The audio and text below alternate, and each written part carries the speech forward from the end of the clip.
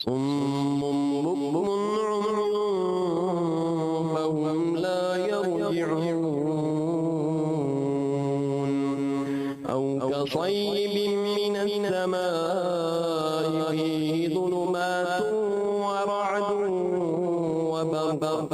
يجعلون أصابعهم في آذانهم من الصواعق حذر الموت والله محيط بالكافرين يكاد البرق يخطف أبصارهم كلما أضاء لهم مشوا فيه وإذا أظلم عليهم قاموا ولو شاء الله لذهب بسمعهم وأبصارهم إن الله على كل شيء قدير يا أيها الناس اعبدوا ربكم الذي خلقكم والذين من قبلكم لعلكم تتقون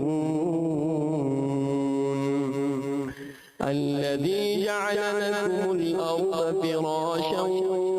والسماء بناء وأنزل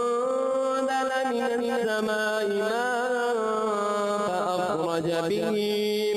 فأخرج به من الثمرات رزقا لكم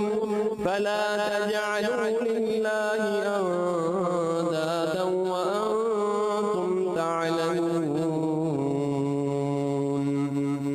وإن كنتم في ريب مما نزلنا على عبدنا فأتوا بصورة من مثله وادعوا شهداءكم من دون الله إن كنتم صادقين فإن لم تفعلوا ولن